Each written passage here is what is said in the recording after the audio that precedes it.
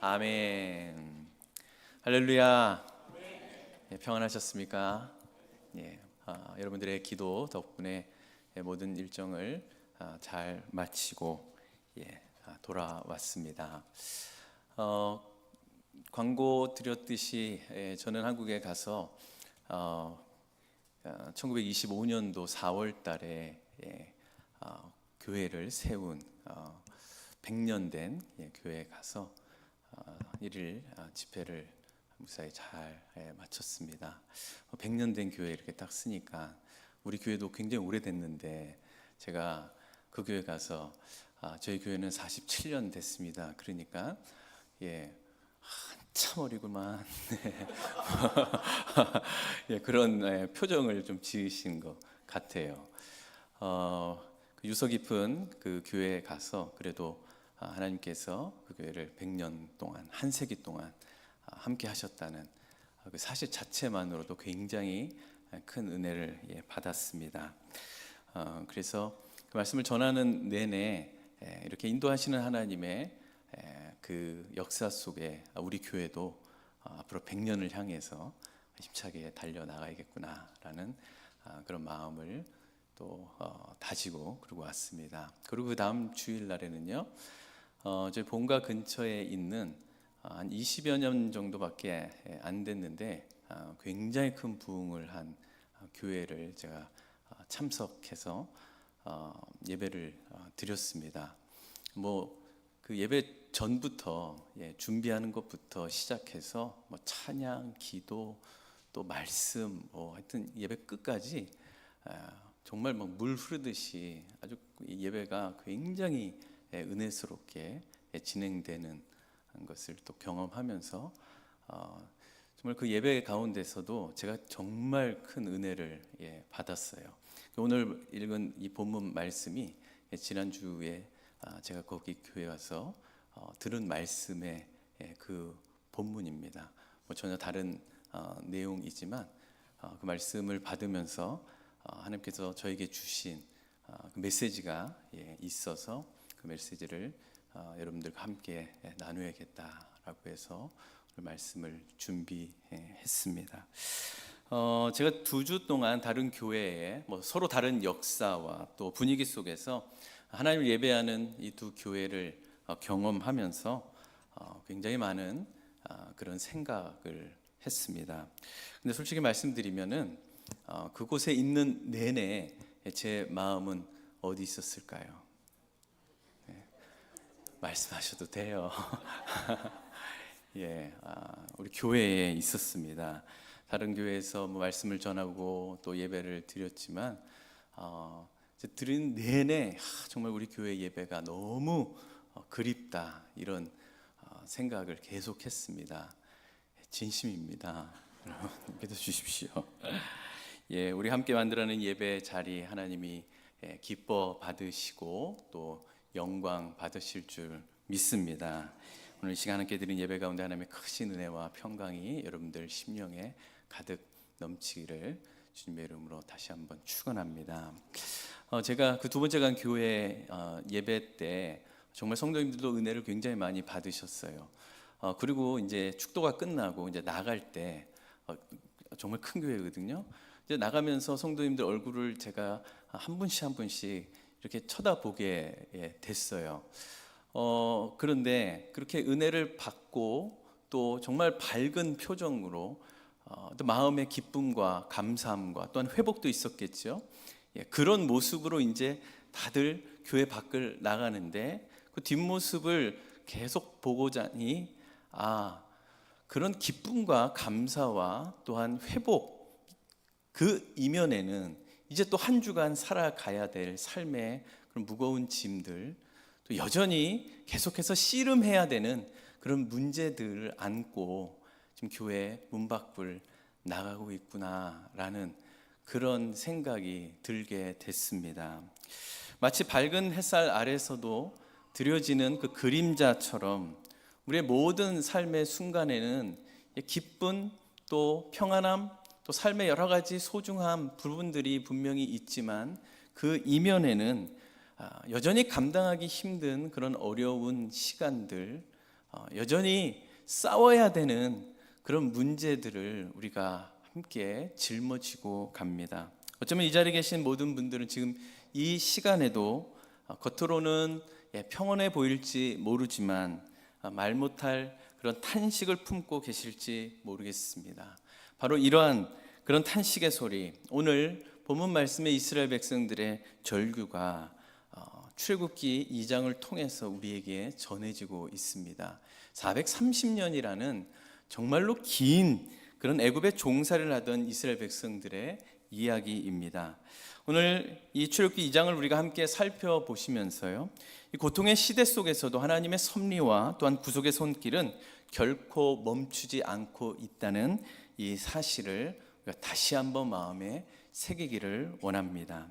출애굽기 2장은요 크게 두 부분으로 나눌 수 있습니다. 1절부터 22절까지는 모세라는 인물이 이제 역사 속에 등장을 하게 됩니다. 모세의 탄생과 또한 성장 기록을 이 2장에서 발견하게 되고요. 특별히 한 가지 좀 끔찍한 사건이 벌어지게 돼서 모세는 도망자 신세가 되고 말지요. 그리고 나서 오늘 본문 말씀인 2장 23절에서 25절까지의 말씀은 이스라엘 민족의 그 절규와 탄식에 대한 하나님의 반응이 기록되어 있습니다. 언뜻 보면 이 두 이야기가 따로 떨어져 있는 듯해 보이지만 이 두 부분은 놀랍게 연결되어 있는 것을 보게 됩니다. 오늘 읽은 23절은요 이스라엘 백성들의 그 탄식의 소리, 그 절규가 들리게 됩니다. 23절 말씀 다시 한번 보시면 여러 해 후에 애굽 왕은 죽었고 이스라엘 자손은 고된 노동으로 말미암아 탄식하며 부르짖으니 그 고된 노동으로 말미암아 부르짖는 소리가 하나님께 상달된지라. 이런 이 구절이 나오기까지 이스라엘 백성들의 삶은 어땠을까요? 정말 매일매일이 지옥 같았을 겁니다. 바로 왕은요 이스라엘 자손이 계속해서 번성하는 것이 두려운 나머지 잔혹한 노동을 계속해서 이스라엘 백성들에게 주었고요. 그것도 안 되자 이제 앞으로 태어나는 모든 남자 아이들은 다 죽이라는 명령까지 내리게 됩니다. 이런 상상만 해도 끔찍합니다. 아기를 낳습니다. 근데 남자아이예요. 어떻게 해야 돼요? 죽여야 됩니다. 그런 명령이 지금 떨어졌어요. 이런 절망적인 상황 속에서 한 아이가 태어나요. 그 아이가 바로 모세입니다. 1절부터 모세의 이야기가 나오기 시작하는데요. 바로 이 바로 왕은요 히브리인 아들이 낳으면은 특별히 이 나일 강에 전부 다 던져서 죽이라는 명령이 떨어집니다. 그런데 모세는 요게벳 어머니가 계속 숨기다가 더 이상 숨길 그런 이 기회가 되지 않기 때문에 갈대 상자를 엮어서 그 안에다가 모세를 이제 놓고 이제 나일 강에 던집니다. 사실 여러분 이것은 죽이는 것과 다름 없습니다. 그런데 놀랍게도 바로의 딸이 이 모세를 발견하게 되고 모세는 죽지 않고 바로의 궁에 들어가 살게 되죠. 여러분 이 이야기는 단순히 우연에 일치한 그런 이야기가 아닙니다. 이것은 하나님의 치밀한 섭리 속에 벌어진 일입니다. 모세는 죽음의 강에 뛰어졌지만 그 강이 모세에게는 생명의 길이 된 겁니다. 겉으로 볼 때는 바로의 끔찍한 명령을 따르는 것처럼 보였지만 바로의 그 악한 의도로 불구하고 하나님의 선한 계획을 위한 발판이 되었다는 것. 그래서 모세는요 바로의 궁에서 하나님의 사람으로 자라게 됩니다. 이것이 바로 하나님의 섭리입니다. 인간의 눈으로 봤을 때는 다 끝이고 절망적인 순간에도 하나님은 일하고 계셨다는 것을 이 이야기를 통해 보여줍니다. 그래서 모세는요 하나님의 섭리 속에 바로의 궁에서 최고의 교육을 받으며 성장합니다. 히브리인으로 태어났지만 애굽의 왕자로서 부러울 것이 없는 인생을 살지요. 근데 11절부터 한 사건이 나옵니다. 장성한 모세는 히브리 형제를 괴롭히는 애굽 사람을 보고 분노하게 되고 결국 살인까지 저지르게 됩니다. 결국 미디안으로 도망치게 되죠.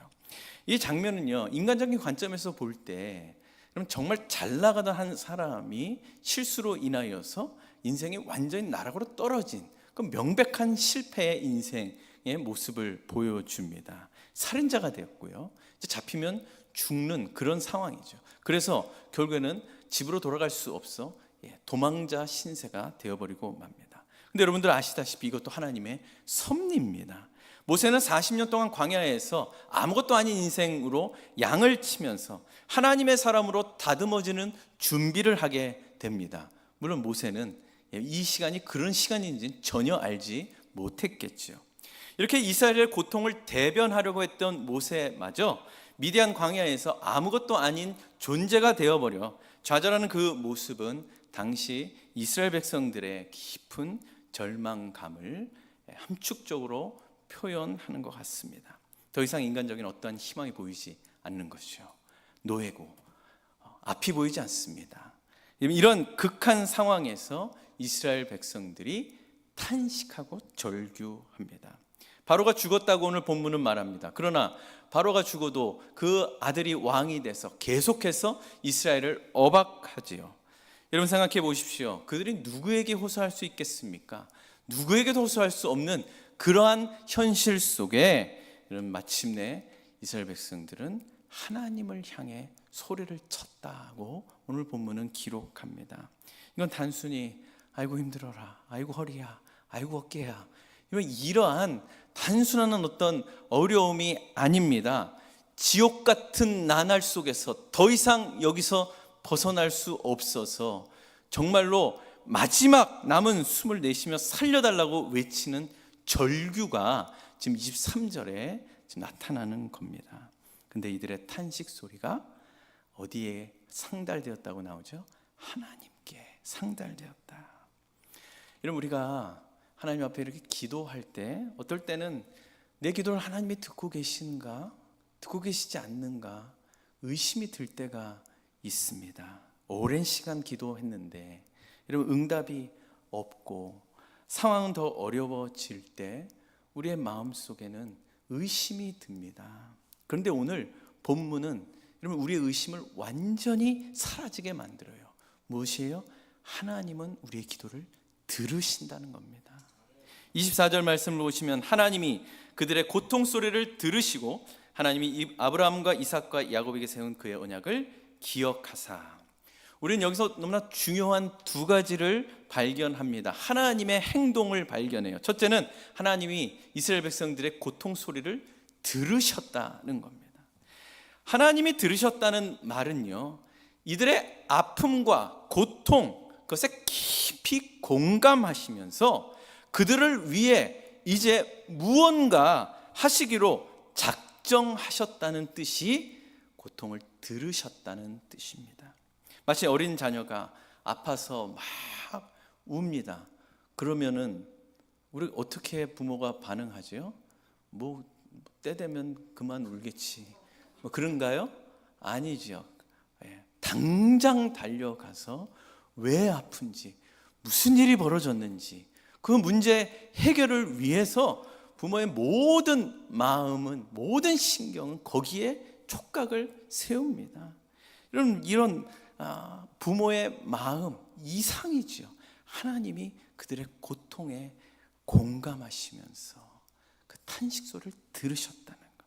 두 번째로 하나님은 언약을 기억하셨다고 말합니다. 여기서 언약은 창세기 12장에 하나님이 아브라함과 맺었던 그 언약을 말합니다. 내가 너로 큰 민족을 이루게 될 것이고 너에게 땅을 줄 것이며 너희는 모든 민족에게 복이 될 것이다. 여러분 지금 아브라함과 언약을 맺은 지는요 400년이 너무 훌쩍 뛰어넘는 그런 시간입니다. 그럼에도 불구하고 지금 하나님은 그 언약을 기억하신다는 거예요. 이런 하나님의 행동은요 갑작스럽게 하나님이 충동적으로 이 말씀을 하신 것이 아닙니다. 아이고 너무 불쌍하네, 내가 한번 도와줘야 되겠네, 즉흥적으로 하나님이 지금 반응하시는 게 아니에요. 그들의 탄식에 대한 하나님의 이 행동은 무엇에 근거하고 있어요? 하나님의 약속, 언약에 근거하고 있다는 겁니다. 지금 이스라엘 백성들은 어떤 상황이에요? 430년 동안 노예로 있어요. 그러면 아브라함과 하나님과 약속했던 그 언약, 여러분 큰 민족을 이루겠다? 여러분 숫자적으로는 그렇게 보입니다. 그런데 지금 어떤 상황이에요? 바로 왕이요 이스라엘 민족을 다 죽이려고 하는 말살 정책을 지금 펼치고 있습니다. 바로의 명령으로 남자아이는 이제 다 죽어요. 약속의 땅 지금 어디에 있는데요? 애굽 땅에서 노예로 있어요. 노예가 무슨 땅을 소유할 수 있습니까? 땅 한 조각도 지금 이스라엘 백성들에게 주어진 게 없어요. 억압, 이 고된 노동, 신음하며 고통받는 것이 지금 이스라엘 백성들의 현실입니다. 표면적으로 볼 때 400년 넘게 지금 약속했던 그 아브라함과의 언약, 이런 폐기된 것처럼 보여요. 그러나 하나님 그 언약을 지금 기억하셨다는 거예요. 인간은 언약을 잊을지언정 하나님은 한 번 하신 약속을 결코 잊지 않으신다는 겁니다. 오히려 그 약속을 이루기 위해서 하나님은 자신의 백성들을 인도하신다는 거죠. 25절 말씀을 보십시오. 하나님이 이스라엘 자손을 돌보셨고 하나님이 그들을 기억하셨더라. 여기서 중요한 두 가지 표현이 나옵니다. 하나님이 이스라엘 자손들을 돌보셨다는 거예요. 돌보셨다는 것은 그냥 형편을 알고 지켜보셨다는 것이 아니라 직접 그들의 삶 속에 하나님이 자신의 마음을 그들의 상황 속에 두시면서 본격적으로 일을 행하시기 위해 실행하셨다는 뜻입니다. 이 돌보시다라는 히브리어 라라는 이 말은요, 적극적으로 관심을 기울이고 보살피면서 그들의 삶 속에 개입하시기를 시작하셨다. 여러분, 구약 성경에 특별히 하나님이 기억하셨다라고 이 말이 나오면 그 다음에는 언제나 생명이 탄생이 됩니다. 여러분, 라헬이 아이를 갖지 못했습니다. 그런데 하나님께서 라헬을 기억하신지라 라는 말씀이 나와요.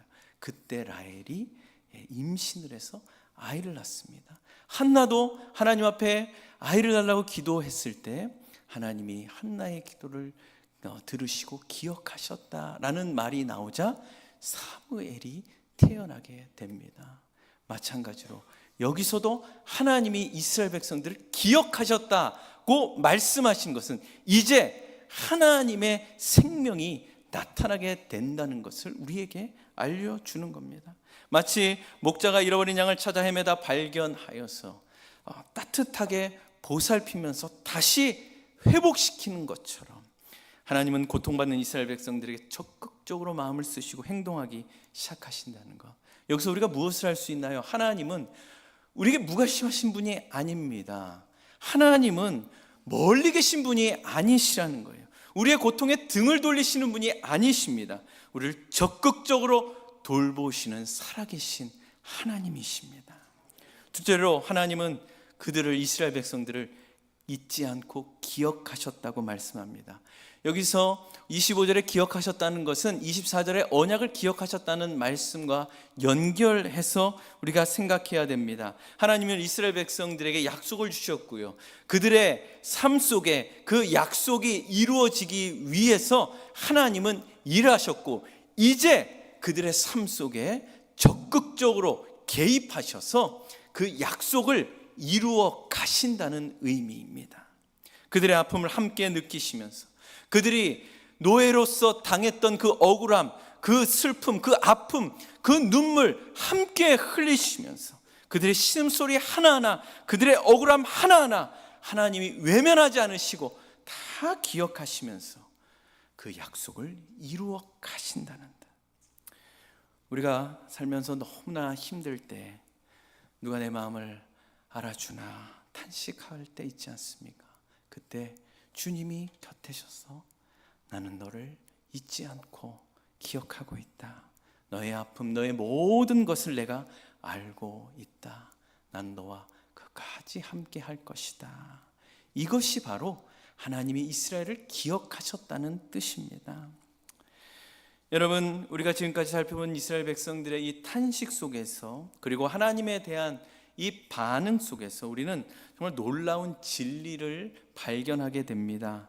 이스라엘의 탄식은요, 극에 달았기 때문에 이제 그들에게는요 아무런 희망이 없는 그런 상황이라는 말이죠. 그런데 하나님은 그들의 그 탄식과 절규와 그 고통 소리를 들으셨고요, 단지 들으신 것을 뛰어넘어서 아브라함과 맺으신 언약을 기억하셨고, 그리고 그 언약에 근거해서 당신의 그 백성들을 돌보시며 그 모든 형편과 아픔을 가장 깊이 기억하셨습니다. 이것이요, 바로 고통과 절망 한가운데서도 우리가, 하나님의 백성들이 좌절과 절망만 할 수 없는 이유가 됩니다. 왜냐하면 살아계신 하나님은 영원토록 우리와 함께 계시기 때문입니다. 이러한 하나님을 아는 것이 바로 우리가 앞으로 나아갈 수 있는 힘이 됩니다. 우리가 지금까지 살펴본 하나님의 그 들으심과 또 기억하심과 그 돌보심은 어느 날 불쑥 일어난 일이 아닙니다. 여러분, 하나님의 일하심은 이스라엘 백성들의 탄식이 극에 달했던 23절부터 시작된 것이 아니라 그 훨씬 전부터, 우리가 앞부분에 나눴던 이 모세 이야기, 그때부터 하나님이 본격적으로 이스라엘을 구하시기 위해 일하고 계십니다. 절망적인 죽음의 위기 속에서 모세를 살려서 바로의 궁에 자라게 하신 것, 광야에서의 그 40년이라는 긴 시간을 통해서 왕궁의 지식으로는 배울 수 없는 그 겸손함과 하나님만을 의지하는 법, 여러분, 눈앞의 현실은 비참하고 아무런 희망이 보이지 않는 듯해도 하나님은 이미 그 모든 순간 속에서 이스라엘을 구원하시기 위해 일하고 계셨다는 것을 우리가 발견하게 됩니다. 여러분, 이것이 우리에게는 얼마나 큰 위로가 되고 소망이 되는지를 모릅니다. 하나님은 우리가 보기에 아무것도 안 하시고 침묵하시고 또 너무 멀리 계시는 것처럼 느껴질 때라도, 여러분, 하나님은 우리를 사랑하시기 때문에 우리를 위한 구원 계획을 계속해서 이루시고 그 일을 이루시기 위해 하나님의 열심을 가지고 일하고 계셨다는 사실입니다. 지금 우리의 인생 속에 그렇게 일하고 계십니다. 때로는 우리가 겪는 모든 시간들이 훈련의 시간이 될 수 있습니다. 우리의 탄식 속에서, 우리의 좌절 속에서 하나님은 우리를 지금 다듬고 계시면서 우리를 당신의 그 놀라운 목적을 위해 사용하실 준비를 하고 계셨다는 사실입니다. 제가 처음 말씀드린 그 김천 대강 교회에 처음으로 간 교회가 아닙니다. 전 3년 전에 이미 그 교회를 갔었습니다. 3년 전이니까 2022년이죠. 2022년도에 제가 뭐 하고 있었을까요? 네?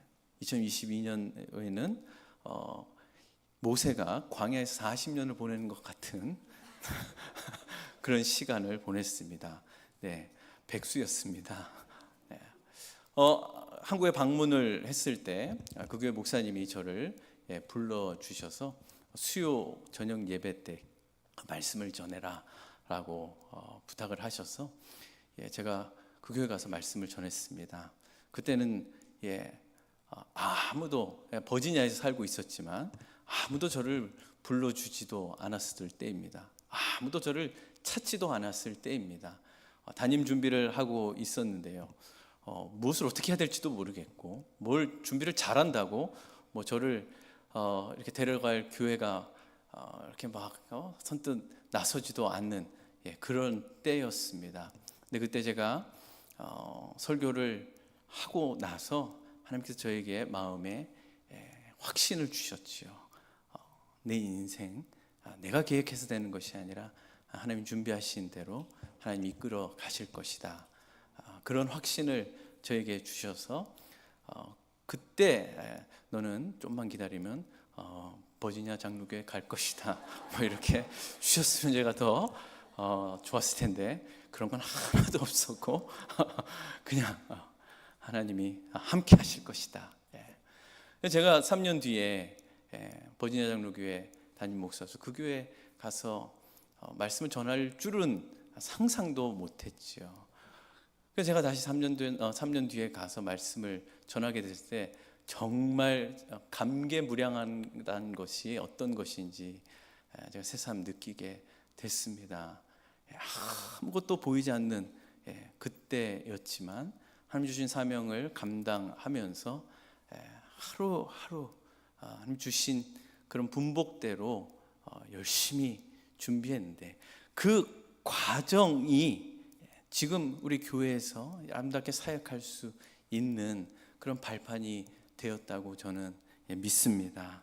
여러분, 그렇다면 이스라엘 백성들의 이런 탄식과 그 가운데서 일하시는 하나님의 이런 섭리를 통해서 우리가 무엇을 배울 수 있을까요? 눈에 보이는 이 절망적인 현실이 전부가 아님을, 하나님은 보이지 않는 곳에서도 우리의 구원을 위해 지금 여전히 일하고 계신다면 우리는 과연 어떻게 살아가야 할까요? 그 답은요, 오늘 본문 말씀에 하나님이 누구이신지를 통해 분명히 우리에게 답을 알려주십니다.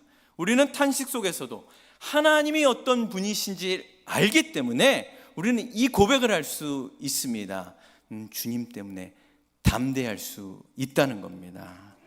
여러분, 왜냐하면 우리의 고통을 아시기 때문에, 하나님은 우리의 기도를 들으시기 때문에, 언약을 기억하셔서 우리를 돌보시기 때문에 그 살아계신 하나님이 나의 하나님, 나의 아버지가 되시기 때문입니다.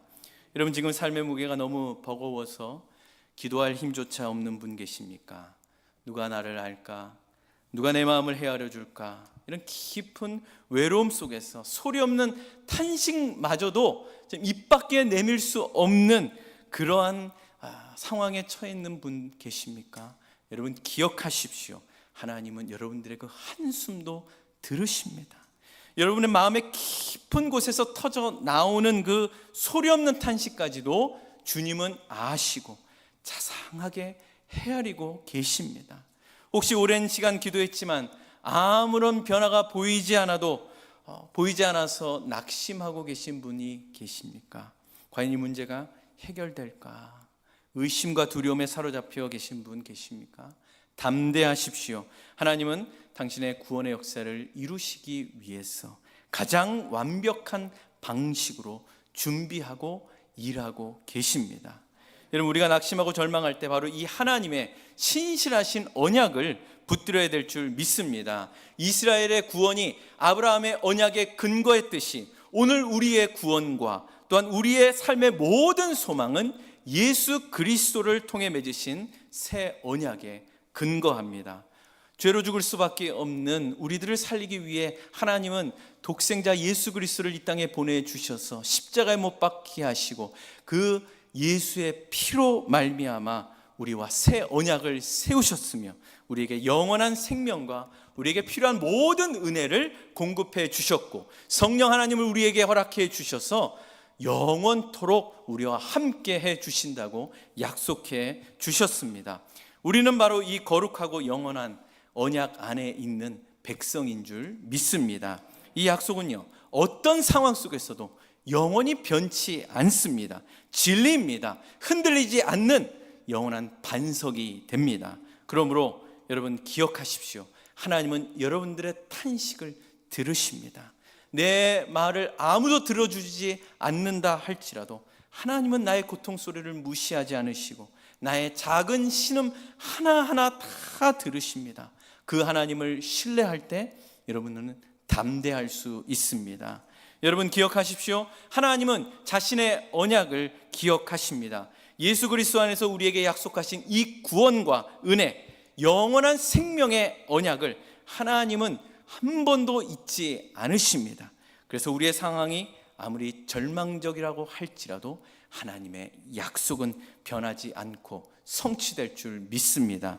이 약속을 붙들 때 우리는 흔들리지 않는 담대함을 갖게 됩니다.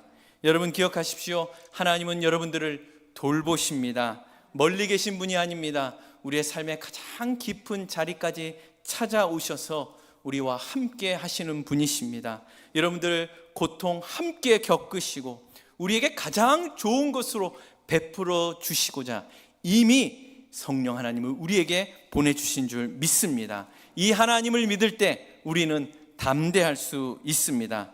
여러분 기억하십시오. 하나님은 우리를 한 번도 잊지 않으시고 우리를 아시고 기억하고 계십니다. 여러분들의 모든 형편, 모든 아픔, 모든 필요를 가장 잘 아시는 분이 바로 아버지 되신 우리 하나님이십니다.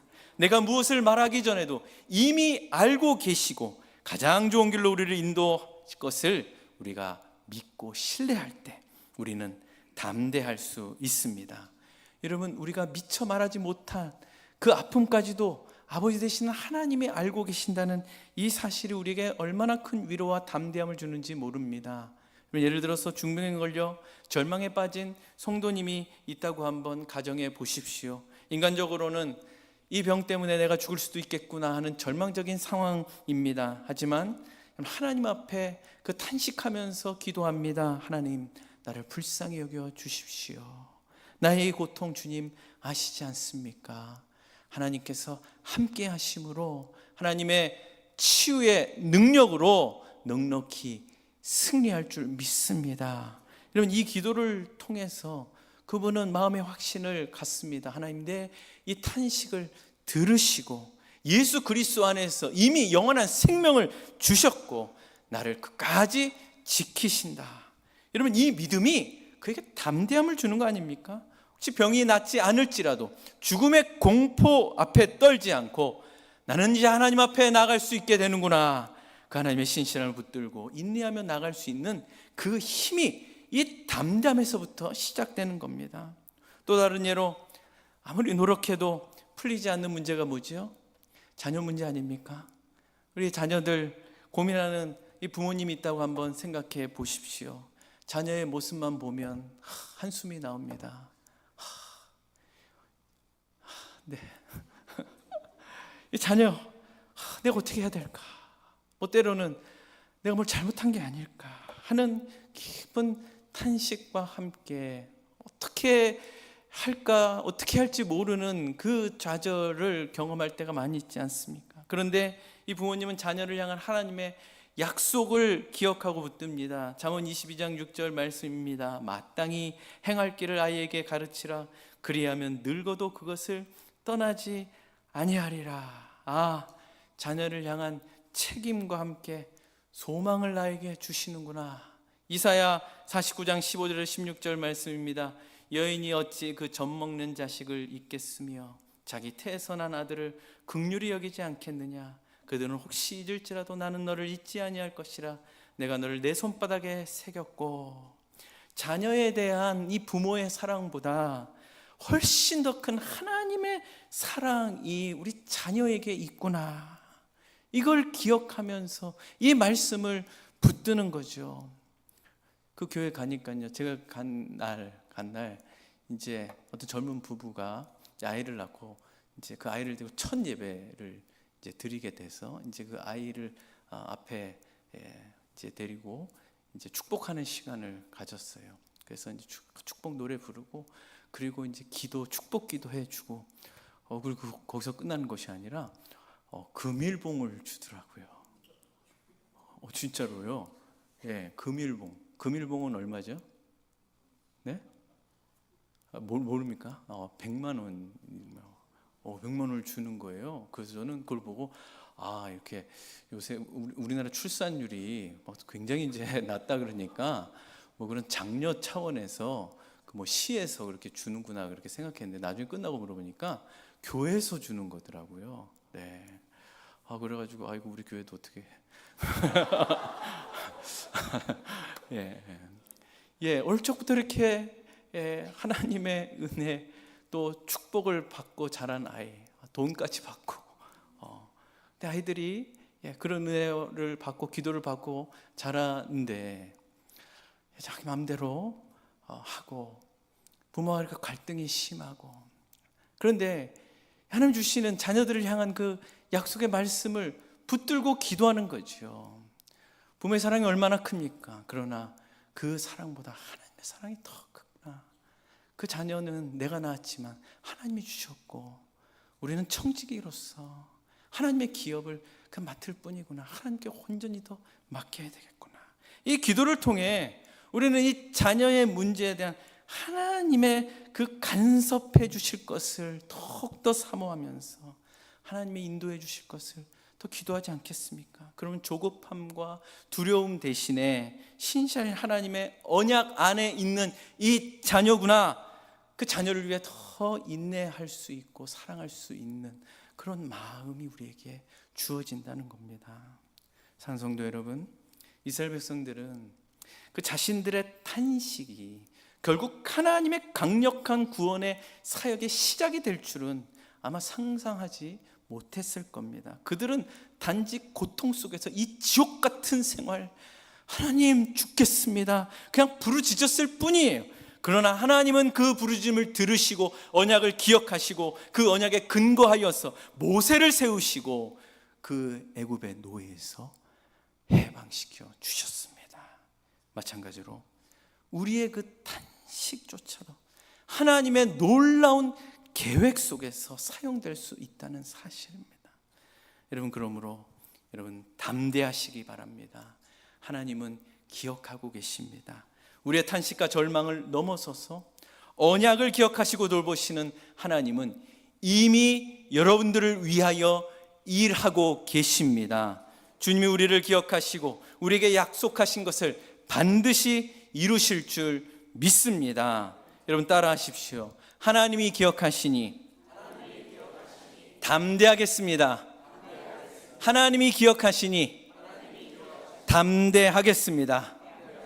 여러분, 이 사실을 굳게 붙들고 어떠한 상황 속에서도 담대하게 주님을 신뢰하며 나아가는 저 여러분들에게를 주님의 이름으로 축원합니다. 시간 우리 함께 찬양하실 때 담대하라 라는 이 찬양 같이 부르길 원합니다. 하나님의 자녀는 하나님이 기르십니다. 삶의 폭풍이 올 때 낙심하지 않아야 될 그 이유는 하나님이 나와 함께 하시기 때문입니다. 여러분, 오늘 주님이 여러분들에게 주신 그 약속의 말씀을 여러분 붙들면서 여러분 이 찬양 함께 하며 기도 자리로 나가겠습니다. 하나님의 자녀는 하나님이 기르시네. 너는 두려워 말아라. 주 너를 지키리. 담대히 길을 걸으라. 삶의 폭풍이 올 때, 삶의 폭풍이 올 때 너는 낙심하지 말라. 주께서 인도하시니 두려워 말아라. 담대히 길을 걸으라. 담대하라.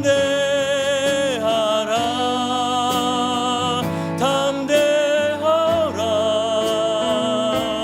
주께서 너와 함께 하신다. 담대하라.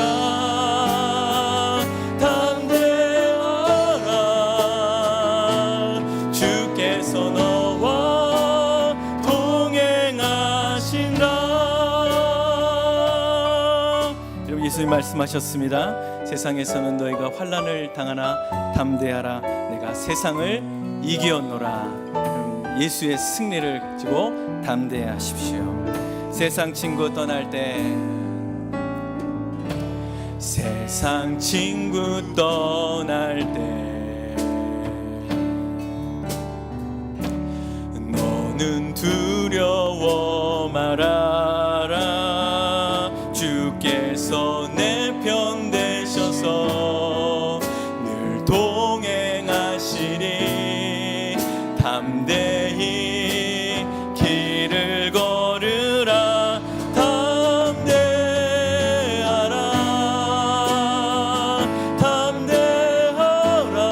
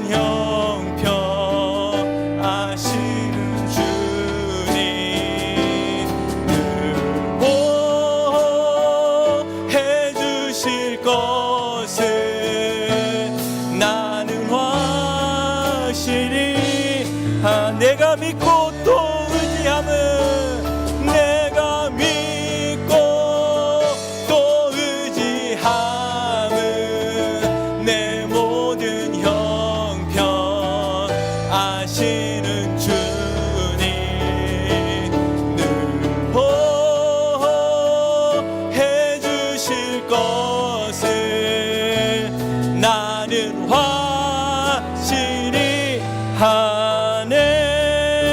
한 번 더 내가 믿고 또 의지함은 내 모든 형편 아시는 주님 늘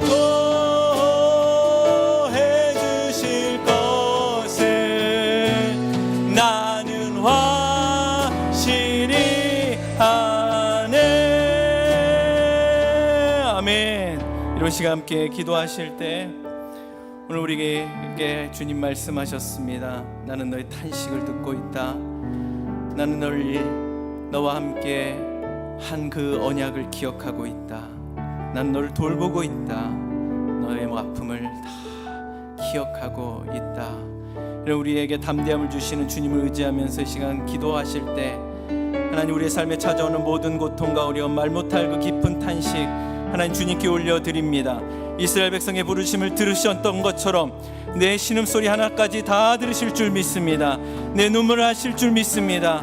주님의 위로와 돌보심을 경험하게 하여 주시옵고 언약에 실실하신 하나님 주님의 약속을 기억하고 담대함으로 나가게 하여 주시옵소서. 하나님 지금 눈에 보이지 않는 하나님 그런 하나님의 일하심일지라도 하나님의 섭리 가운데 나를 다듬고 주님이 나를 사용하실 줄 믿습니다. 우리 연약함과 실패마저도 주님의 크신 그 그림 속에 사용될 수 있음을 믿게 하여 주시옵고 그날을 기대하며 인내하게 하여 주시옵소서. 우리 다같이 주님의 이름 한번 부르짖고 하나님 주님 앞에 기도하며 나가도록 하겠습니다. 주여 하나님 아버지, 하나님 우리의 탄식과 아픔을 하시는 하나님 오늘 말씀을 통하여서 우리에게 하나님 아버지여 그 담대함을 주신 줄 믿습니다. 신실하신 언약을 붙들고 담대하게 나아가게 하여 주시옵소서. 때로는 상황과 환경에 눌려서 하나 앞이 보이지 않아서 하나님 과연 내가 무엇을 어떻게 해야 될지 모르며 매일매일이 하나님 지옥과 아버지 하나님 지옥 같은 일상을 보낸다 할지라도 주여 그 시간 속에서도 하나님은 나를 위하여 일하고 계심을 믿습니다. 하나님 전혀 하나님의 계획과는 동떨어진 하나님 그런 나의 삶의 모습일지라도 하나님의 그 큰 그림 안에는 하나님 나의 그 깊은 한숨 하나님 그 침상 속에서 하나님 난 몰래 흘리는 그 눈물까지도 하나님은 그것을 다 사용하셔서 하나님의 그 구원에 하나님 우리를 동참하실 줄 믿사오니 하나님 우리를 기억하신다고 하시니 하나님 그것을 믿으며 나아갑니다. 아버지 하나님 우리의 삶 속에 하나님 아버지 역사하심을 아버지 하나님 우리가 기억하며 주님께 믿음으로 나아가오니 오늘 말씀을 통하여서 다시 한번 하나님을 향한 그 신뢰를 되찾게 하여 주시고 하나님 확신 가운데 담대하게 하여 주시옵소서. 하나님 아버지, 우리의 탄식과 기도를 들으시고 우리의 모든 형편을 아시고 변함없는 그 언약의 약속으로 우리를 인도하신 주님 앞에 나와 간절하게 기도합니다. 우리의 삶의 여러 순간에 연약하여 넘어지고 탄식할지라도 주님은 결코 우리를 외면하지 않으셨고 이미 우리를 위하여 일하고 계심을 믿습니다. 주님 간구하오니 우리가 기도한 모든 제목 위에 주의 선하신 뜻이 이루어지게 하여 주시옵소서. 우리의 모든 눈물을 닦아주시고 절망의 자리에서도 돌보시는 하나님의 손길을 느끼게 하시고 그것으로 인하여 내 마음에 사라진 소망이 다시 샘솟듯 일어나게 하여 주시며 주님의 그 신실하신 약속을 붙들고 담대히 일어서게 하여 주시옵소서. 우리의 삶이 오직 주님만을 의지하며 나아가는 그런 믿음이 되게 하여 주시기를 간절히 원합니다. 하나님 우리의 삶을 통해 하나님의 살아계심이 드러나기를 원할 때 하나님 무엇보다도 우리에게 담대하라고 말씀하시는 그 음성을 들으며 하나님 오늘 이 시간 다시 한번 주님 앞에 나아가오니 한 주간 하나님 믿음으로 하나님 담대한 하나님 우리의 삶이 되도록 인도하여 주시옵고 어떠한 상황 속에서도 나를 돌보시고 나와 함께 하시는 주님께 감사와 찬양을 올려드리게 하여 주시옵소서. 살아계신 하나님, 우리의 모든 기도를 들으신 줄 믿사오니 합력하여 선을 이루시는 하나님, 영광과 찬양 올려드리게 하여 주시옵소서. 이 모든 말씀 예수님의 이름으로 기도드리옵나이다. 아멘.